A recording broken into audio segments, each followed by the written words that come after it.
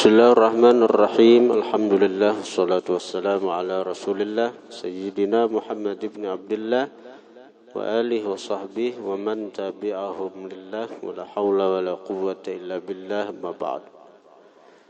Qala al-musannif rahimahullah wa nafa'ana bihi wa bi ulumihi fid din wad dunya wal akhirah.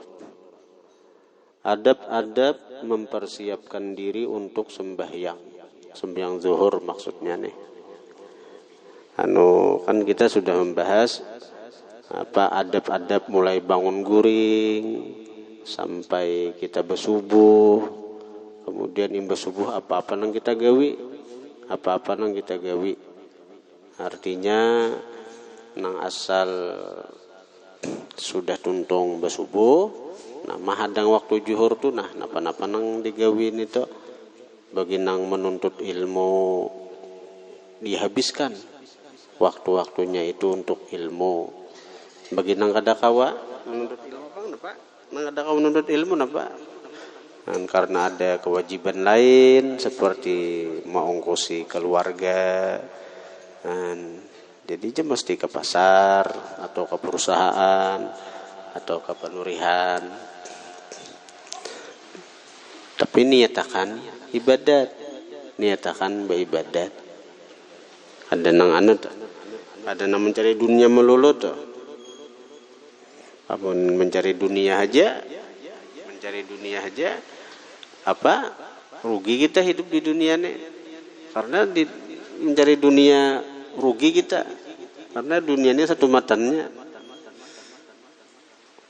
Dunia ini satu mat, dan apa-apa nang kita dapatkan di dunia nang ini, namun kita kada bisa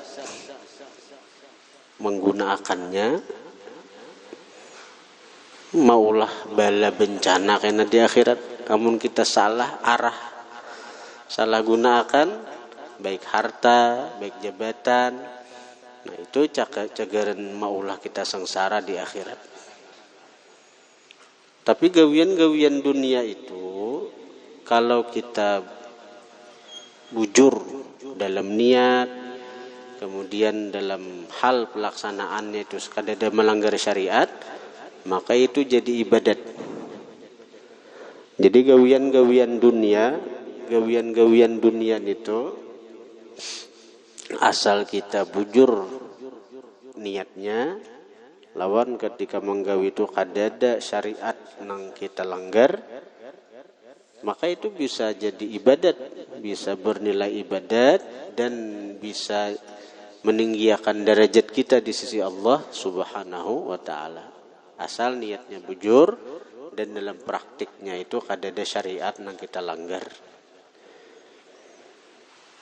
Kayak berdagang tuh amun niatnya bujur, kemudian dalam ketika berdagang itu kadada syariat nang dilanggar, siapa aja lawas di toko itu jadi ibadat, bernilai ibadat. Siapa aja lawasnya di toko, tapi niatnya bujur dan kadada syariat nang dilanggar.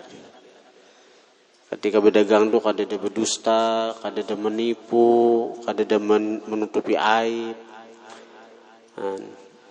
Bila orang azan, ini syariat, kalau jangan gara-gara berdagang kada bisa sembahyangan, Tuhan melanggar syariat nih tuh, meninggalkan syariat. Nah, niatnya berdagang pulang bujur hendak mencari harta halal, sagan memberi makani anak bini, memberi makani keluarga, sagan bersedekah bila ada lebihannya, membantu orang bila ada lebihannya. Nah, itu bernilai pahala terus tuh. Bernilai pahala. Seharian di pasar, seharian di toko. Nah, itu kada kalah pahalanya dengan orang yang di masjid.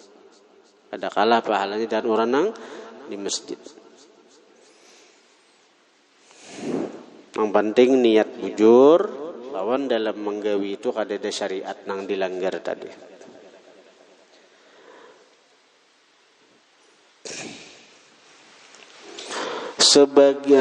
Sebaiknya hendaklah engkau bersiap-siap untuk sembahyang zuhur sebelum gelincir matahari.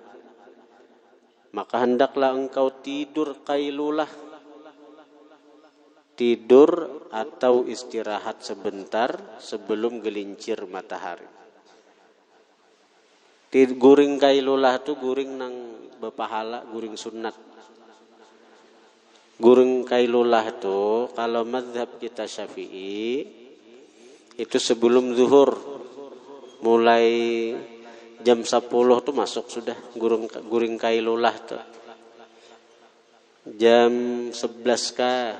Pokoknya sebelum zuhur ada kita berabah istirahat dahulu. Itu dalam mazhab Syafi'i qailulah itu sebelum zuhur. Nah, menurut mazhab Hanafi qailulah itu imbah zuhur. Dan itu guringnya berpahala.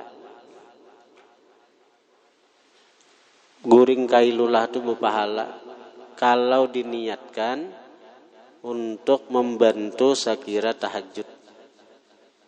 Sakira malam tu nyaman berbuat. Amun guring wara kada beniatan, jangankan guring kailulah, sembahyang aja bila kada beniat nang nyata-nyata ibadat tok.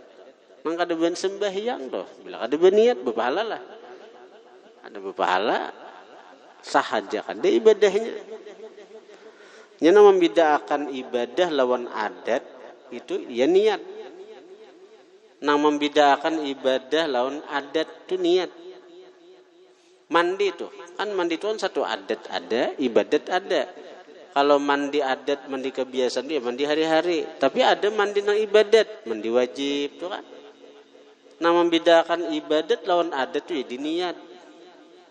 Kita ni guring guring ni guring sudah memang kebiasaan guring kah? Atau guring nang berpahala? Diniat nih tuh, diniat itu nang maulah niat tu disyariatakan tu saya kira apa nang kita gawe itu bernilai ibadat.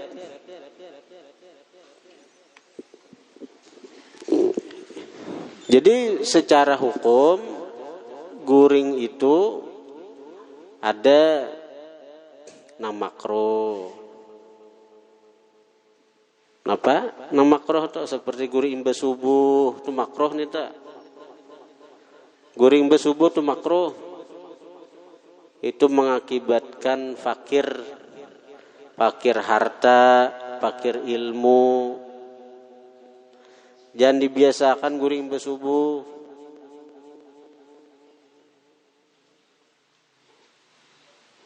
Bila hendak guring juga liwatakan waktu isyraq. Isyraq tu waktu 6:30 lah. Kayak bulan puasa tuh. Bulan puasa kan binian kasihan aja bang binian nih juga. Jam 3 bangun baharaguan sudah sagan sahur nih tuh.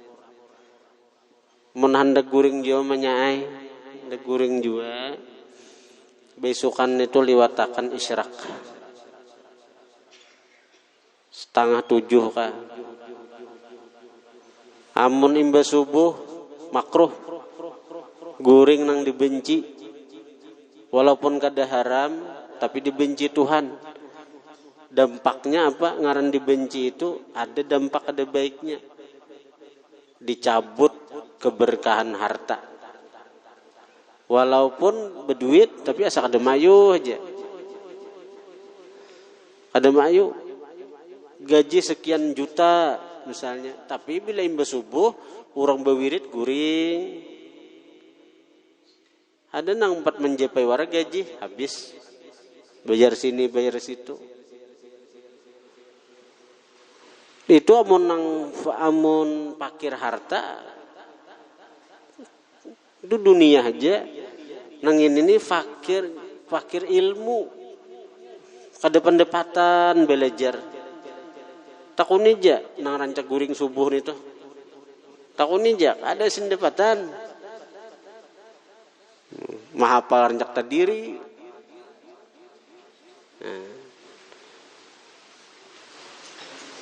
Takuni Ja'a Zaidun kah Ja'a Zaidin kah? Ja'a Zaidin dinya. Nyata-nyata Pak itu rapanya dibersihin di bawah.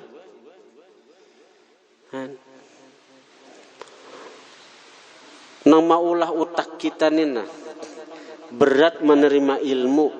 Ilmu tuh rizki batin. Rizki itu dua. Ada rizki zahir, ada rizki batin. Nah, salah satunya adalah guring besubuh tuh nah. Jangan dibiasakan guring besubuh.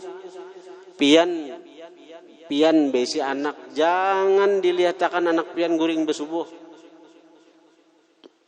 Utaknya kena tumpul. Bila hendak guring juga diliwatakan jamnya itu jam 6 saparapat atau jam 6:30. Ayo guring. Karena utaknya kada menerima ilmu-ilmu nang dilajarakan non inya tuh. Karena ilmu itu merupakan rezeki batin. Menurut zahir, ya juanya guring habis subuh tuh yurisul fakra, mewariskan fakir, mengakibatkan fakir. Bulan puasa rencana guring, lah.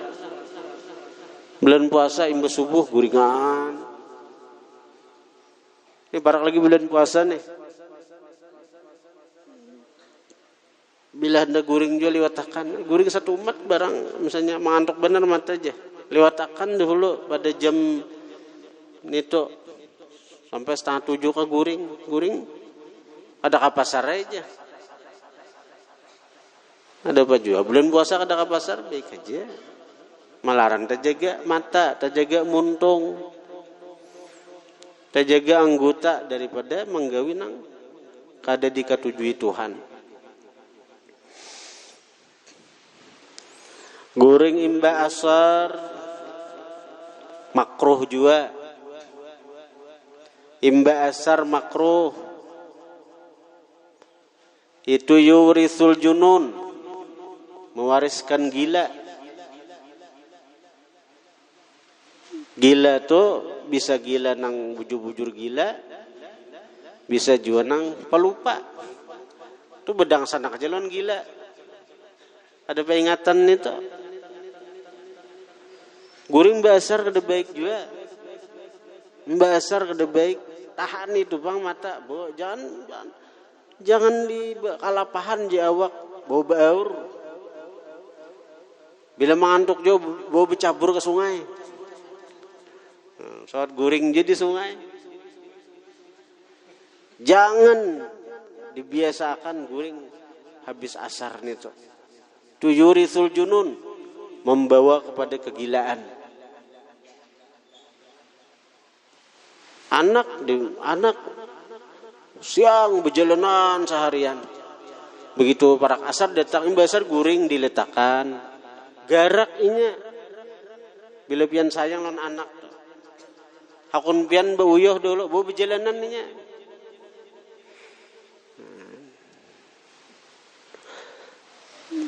Kada gila palupa inya. Kada peringatan inya. Guring imbah maghrib menyerupai gawian Yahudi. Man tashabbaha biqaumin fahuwa minhum. Siapa mahirip satu kaum, maka dia termasuk golongan kaum itu. Artinya apa? Bila guring atau habis maghrib belum bisa guring. Itu membuat iman kita lemah. Dikhawatirkan bisa hilang. Nah kayak apa orang-orang Yahudi ini tuh? Dihindari guring-guring nang kada baik nih tuh.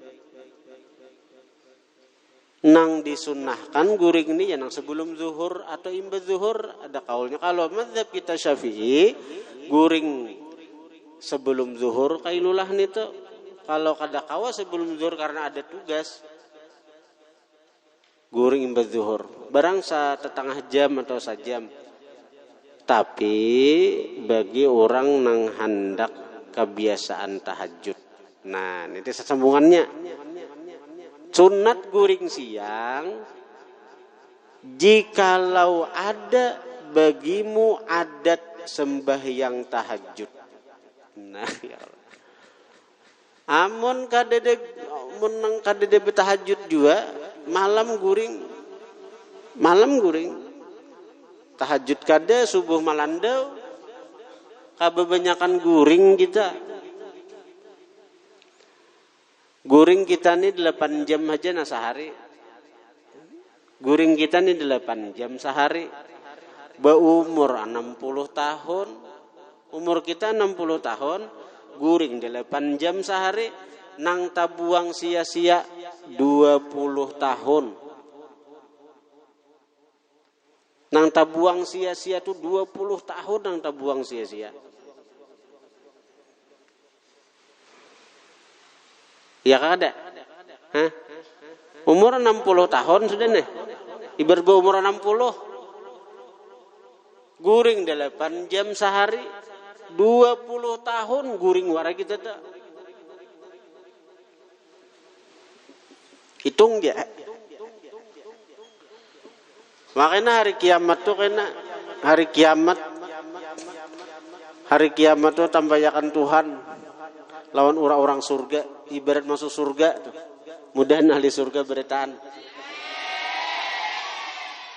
Hari kiamat tuh kan tambayakan Tuhan orang-orang surga nih. Nang waktu-waktu nang berlalu tuh. Maka dalam riwayat tidak ada yang lebih membuat ahli surga tuh menyesal melebihi dari waktu yang terbuang sia-sia itu. Karena apa? Karena tampayakan Tuhan. Nah, seandainya ikam misalnya Tuhan duduk di warung sejam 2 jam. Ini kisah kada menguyak orang, kada menyambati orang, nang duduk sia-sia aja tak ungut wara. Sejam 2 jam, caka ikam baca Quran, berapa istana nah ikam dapat. Caka ikam baca salawat, berapa istana nah ikam dapat. Ini kisah nang tabuang sia-sia aja. Kadada nang maksiat kadada. Itu nang maulah orang-orang surga tuh menyesal benar.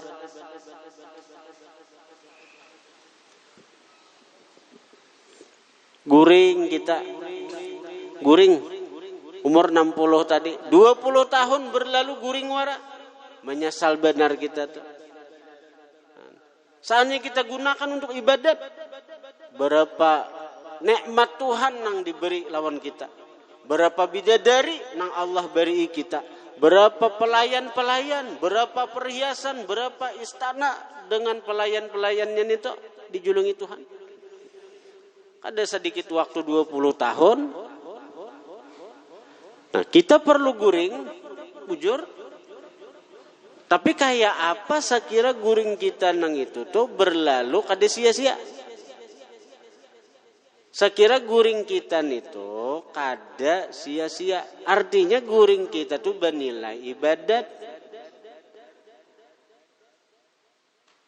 Mun guring kita perlu. Kada guring kita.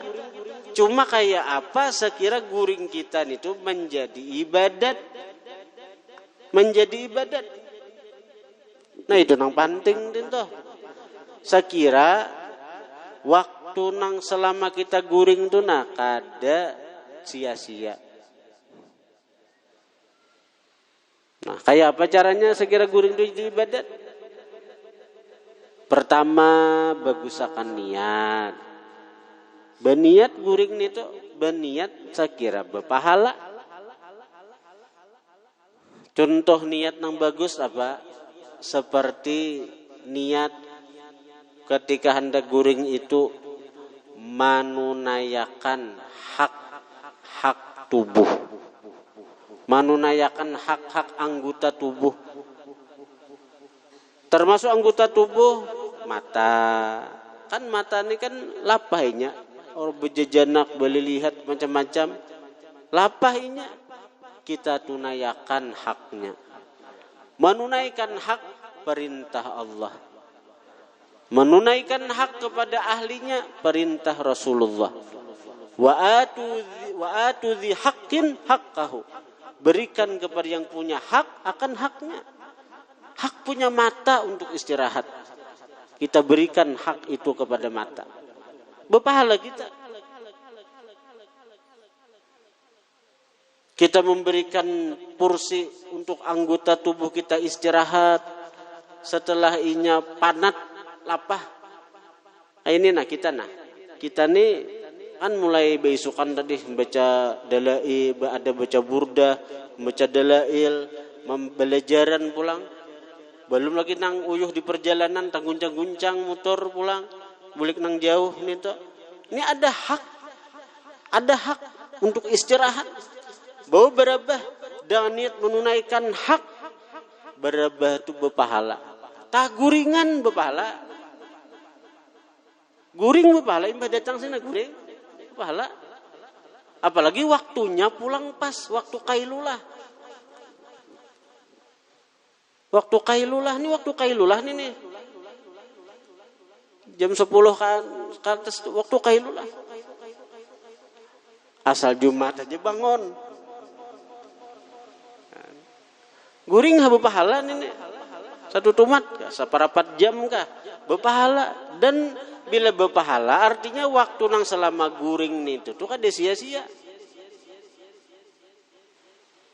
Waktu selama guring tuh ada sia-sia. Daripada imbah datang di dalail ke warung memandir orang. Nah, itu niat menunaikan hak. Pahala tuh guring tuh kada sia-sia kada.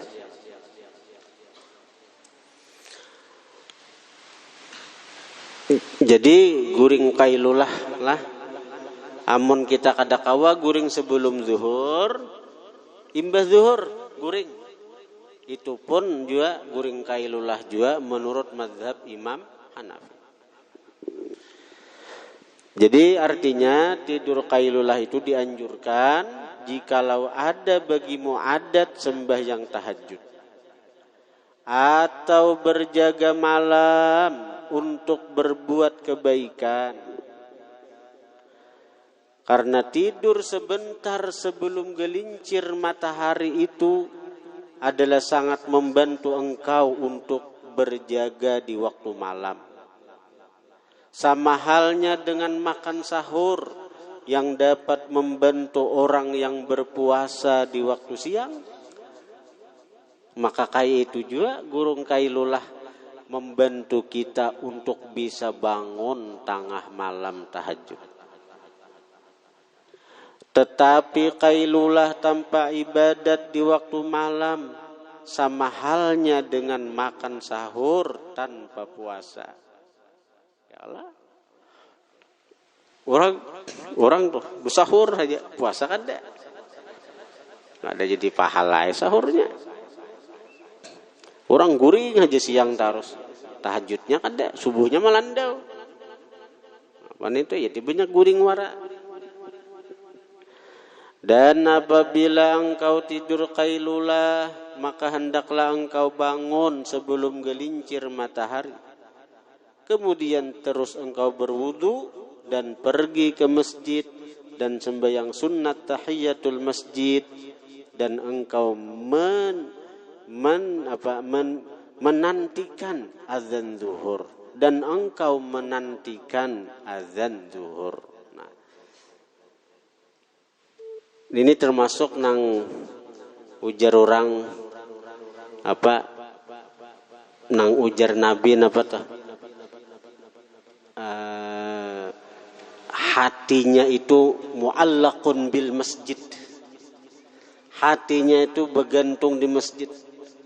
Termasuk 7 golongan orang nang di hari kiamat kena di bawah naungan arasy. Di bawah naungan arasy. Orang-orang kepanasan, orang-orang kelaparan, orang-orang bakal jalan di padang mahsyar. Tapi orang-orang yang seperti ini, dia sebelum masuk waktu sembahyang sudah menantikan sembahyang.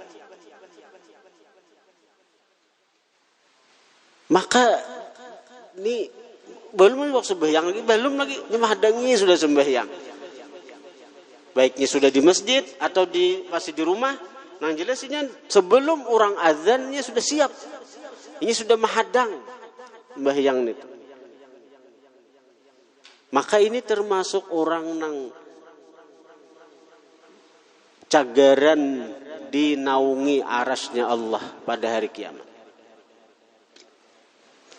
Bahkan saapa haja inya mahadangi waktu tuh nah. Saapa haja mahadangi waktu itu bernilai sembahyang, bernilai pahala sembahyang. Innakum fis shalah man tadzartumuha. Kalian itu berada dalam sembahyang, artinya kalian berada dalam pahala sembahyang, man tadzartumuha, selama kalian mahadangi sembahyang. Orang yang mahadangi sembahyang, dia sama dengan orang yang sembahyang.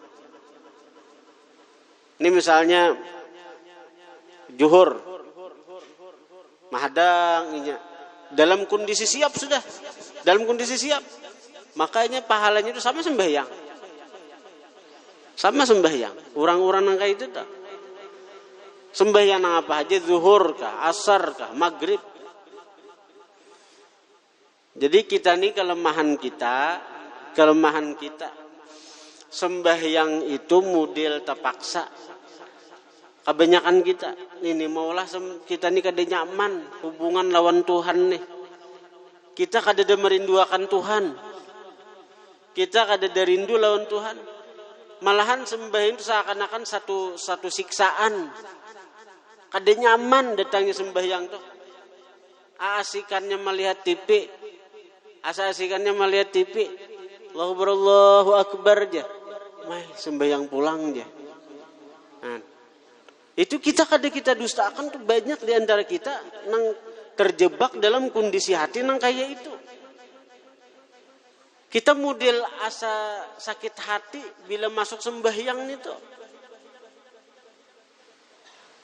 Kita mengakui kada mengakui hartan asik menonton TV, apalagi melihat napa wah ini film layangan putus. Tuh binian dah benar tuh layangan putus. Asikannya melihat Allahu Akbar jadi dilanggar. Aduh, aja sakit hati. Sakit hati. Melihat mengapa aja? Hartan asik di warung, hartan asik di gardu, hartan asik baka kawanan, orang azan, sakit hati. Sakit hati itu bukan nang kada terpaksa sembahyangnya. Itu menandakan kita nih kada dirinduakan Tuhan lagi juga. Kita nih kada dirinduakan Tuhan. Mana buktinya aja? Kita kada rindu lawan Tuhan. Hendak tahu kita kayak apa Tuhan nih? Kayak apa Tuhan lawan kita? Hendakkah kita tahu kayak apa kedudukan kita di sisi Tuhan? Ujar orang-orang sufi, kayak apa Tuhan di sisi engkau? Kayak apa kedudukan Tuhan di hati engkau?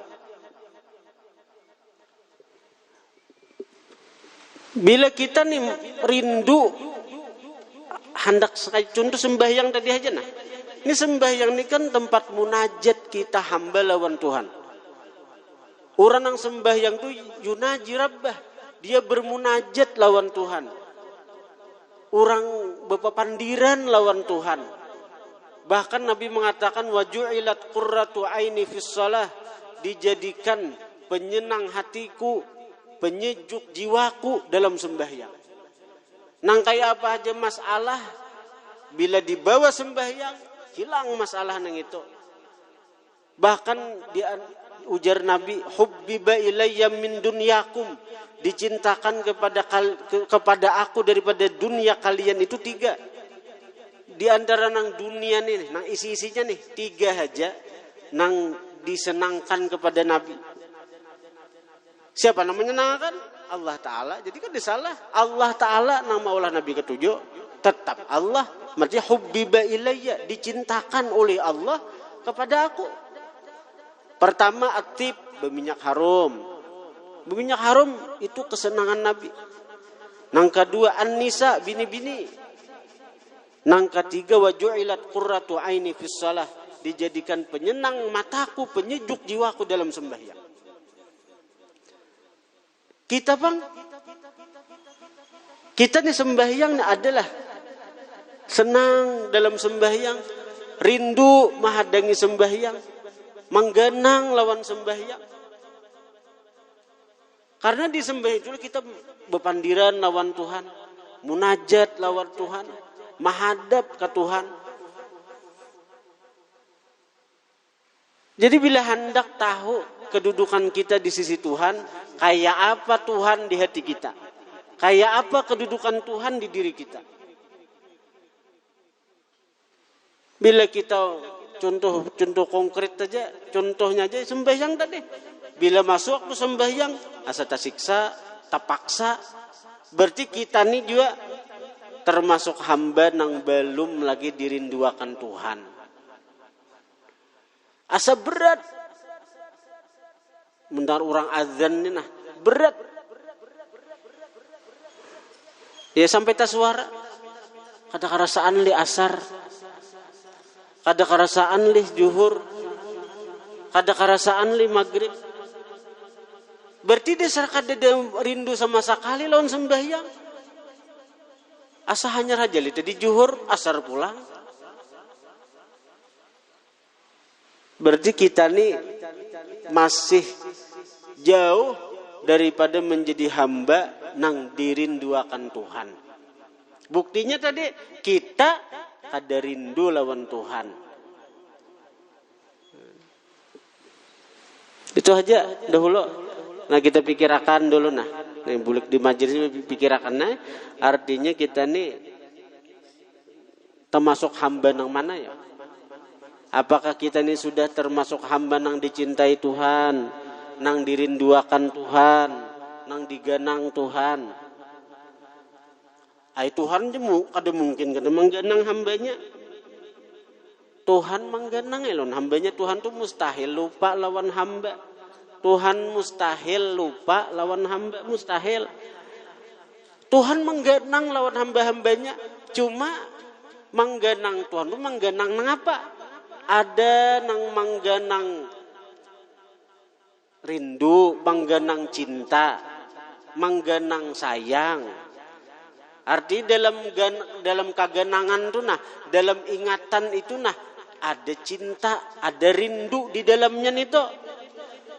Ada sayang. Mengganang lawan kuitan, mengganang anak. Dalam kagenangan kuitan anak tuh nah tersimpan kasih sayang di situ, terkandung kasih sayang. Nyada juga menggenang muar, menggenang benci, menggenang sarik.